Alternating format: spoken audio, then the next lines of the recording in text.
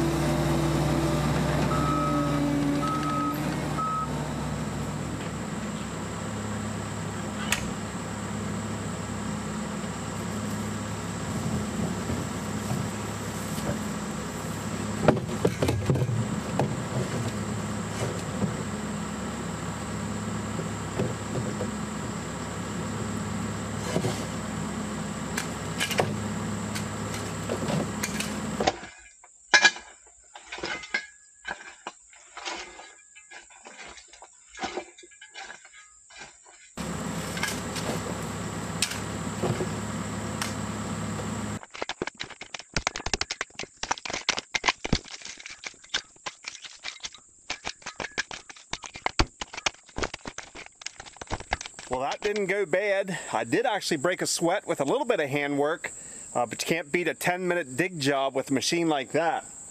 Now it's just a matter of cleaning out some of the dirt that fell in there. I think I'll end up putting a log or a stick out of it in case small animals would happen to fall in.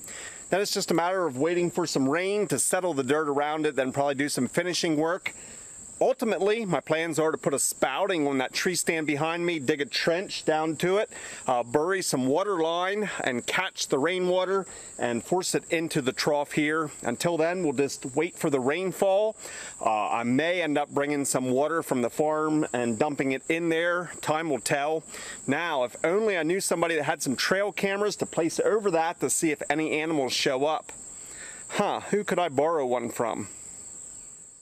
Well, of course, I found a trail camera to hang here. It is one of my favorites, the TC22. I use many of these trail cameras all around the farm.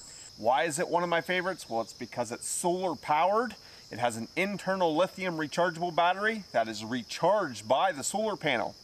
In fact, you'll never use a AA battery because there is no place to even put AA batteries with this trail camera. Along with that solar powered, it has dual lenses. That means one of the lenses is optimized for daytime footage, the other for nighttime. Most trail cameras are forced to compromise in their settings because they only have one lens. There has to be some wiggle room for daytime or nighttime. This dual lens camera can eliminate that and give you the best possible daytime and nighttime picture or video. Of course, this camera also has a large display screen inside that you can view back your photos and videos. It also takes a full-size SD card, so no fumbling around with that micro SD card. This camera has many more features, like the fact that it can produce its own Wi-Fi signal. If you want to learn more about that or see my complete review on this camera, you can click on the link right above me. Best of all, right now this camera is on sale for 50% off. There is an affiliate link down in my description along with a discount code that's going to give you that 50% off. That's a great deal. Remember, this isn't some entry-level trail camera. It's one of the best trail cameras out there, and you can get it for $80 while supplies last and while this sale lasts. If you go through my affiliate link, not only do I receive a small commission, but it lets Campark know that there's people watching this Hunting Farmer chat that's on YouTube. So I want to thank you in advance. Unfortunately, I have no control over how long they're going to run this sale, but you can take advantage of it while it lasts. Well, it turns out I don't have the patience to wait for rain. I cheated and brought water from the farm to fill up my newly buried water tank here. Of course, I have my trail camera tucked in behind there, ready to capture the action. So this was a fun project and will hopefully be useful for years to come. I realize it's going to take some time for not only the wildlife to discover this water source, but also build up the nerve to drink out of it. Comment down below, which animal do you think is going to be brave enough to take the first drink out of my new water source?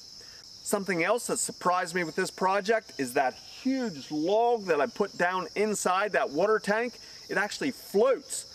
It'll still do its job and allow any small animals that would happen to fall in to be able to climb their way back out. And of course, as the water level decreases, I'm sure that log will end up back down at the bottom.